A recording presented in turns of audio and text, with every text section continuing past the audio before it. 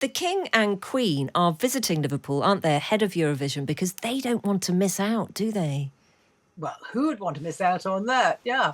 They've been doing a lot of visits, as you know, lately, doing the country, which given them a very good reception. And yeah, they'll be up there shortly before. I'm sure they'll be joining in, voting for the appropriate songs, and maybe fronting the programme. Who knows?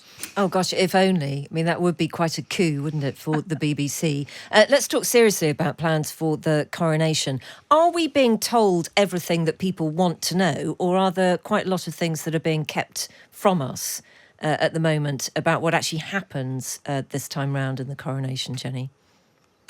Well, I don't know, Fee, because if they're not telling us, I wouldn't know, would I? But are there more questions that you want answered at the moment, No, or not are you really. getting enough? I think it's been coming out in enormous detail. Actually, I'm quite surprised by the detail that I know about. For example, the rod with dove, which I hadn't heard of before, which has three parts, which are made of ivory, and which is very controversial. And the Koh-i-Noor diamond. I think it's all coming out in bits and pieces. And if you trouble to read it all, as I am obliged to, really, you find you have quite a vast wealth of knowledge that you'll never use again. Well, we don't know that, Jenny. You're a youthful woman, and that you may have another coronation or two in you.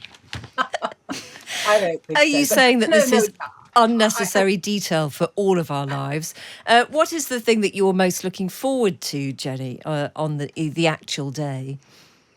Well, I think the moment when the crown is actually placed on his head and we see him in his regalia, it will be quite special, I suppose. There is a large part of me that thinks that this actually shouldn't be happening, that we don't need the coronation. We're in the 21st century. We know it's the king. He's doing very nicely, thank you, going about his work. And do we need to have this ritual, the regalia?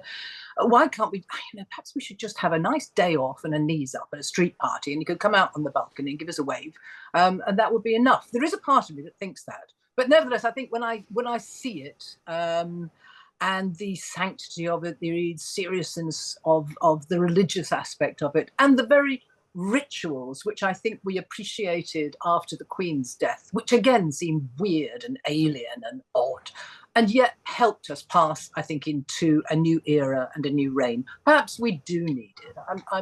So the jury's out. My jury's out anyway on it. Yeah, that's interesting. I mean, to be honest, I hadn't really ever thought that this might be the coronation that couldn't happen. I kind of think the next one might not have to happen because by that point, the royal family will have modernised, beyond this kind of level of deference and ceremony. But you think that might have been able to be considered this time round?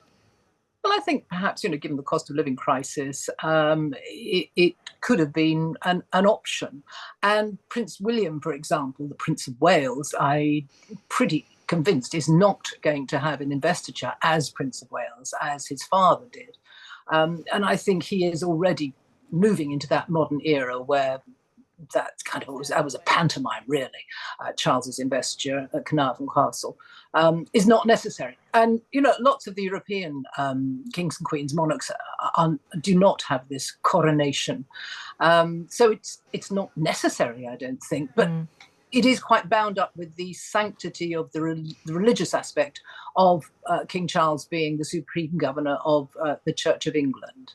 Yeah. And I think they would have kicked up probably if we didn't have a coronation. Yep, and Jane and I wouldn't have anything to do on the Saturday morning, Jenny, Yes. and that's an important consideration because Very we much will so. be here on Times Radio from 10 till about 2, I think. We're going Yeah. balcony to balcony, aren't we? It's an extravaganza, which, in all seriousness, we are both very much looking forward to. We are, And we very much hope you can keep us company on that morning. So I think we're starting with Chloe and Callum about 9 o'clock. We'll sit with them and then we'll move on and host the pre-coronation service coverage from 10 o'clock. So really looking forward to that live on Times Radio on the 6th of May.